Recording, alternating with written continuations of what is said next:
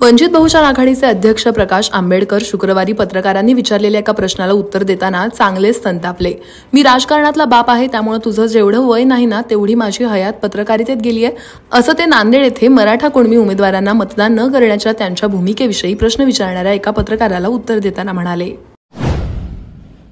मनोज जरांगे यांनी शुक्रवारी पुन्हा एकदा महायुती सरकारला मराठा समाजाला ओबीसीतून आरक्षण देण्याची मागणी केली।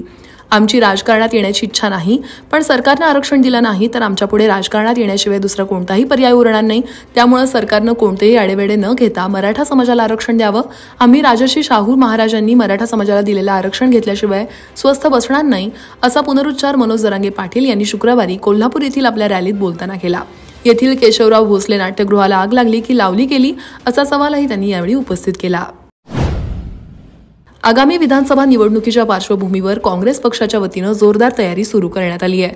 त्यासाठी काँग्रेसचे सर्व ज्येष्ठ नेते मराठवाडा आणि विदर्भातील जिल्ह्यांचा आढावा घेत आहेत। या पार्श्वभूमीवर काँग्रेसच्या वतीनं सर्व विधानसभा मतदारसंघातून इच्छुक उमेदवारांची नावं मागितली आहेत। विशेष म्हणजे या नावांमध्ये काँग्रेसचे प्रदेशाध्यक्ष नाना पटोले यांनी देखील आपला अर्ज सादर केलाय। त्यांनी साकोली विधानसभा मतदारसंघातून काँग्रेस पक्षाकडे पुन्हा एकदा उमेदवारी मागितली आहे। त्यामुळे आता नाना पटोले यांनी सुद्धा पुन्हा एकदा स्वतः विधानसभेच्या रिंगणात उतरण्याचा निर्णय घेतला आहे।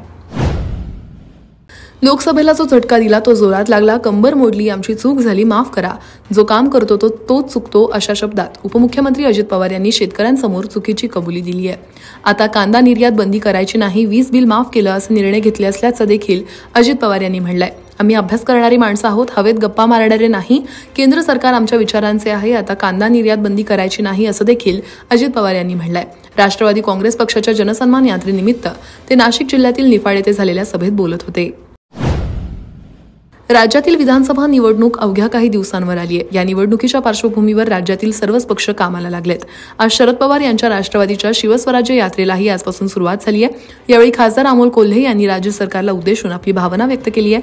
यावेळी ते म्हणाले, लाडकी खुर्ची योजना सुरू आहे, या लाडक्या खुर्चीसाठी वाटेल तितकी लोटांगण घालण्याची तयारी या महायुतीने ठेवली आहे। यासाठी दिल्ली दरबारी दौरे सुरू आहेत, त्यामुळे आता आपल्याला स्वाभिमान जागवणारे सरकार आपल्याला राज्यात आणायचं आहे, त्यासाठी ही शिवस्वराज्य यात्रा आपण काढतो, असं ते म्हणाले।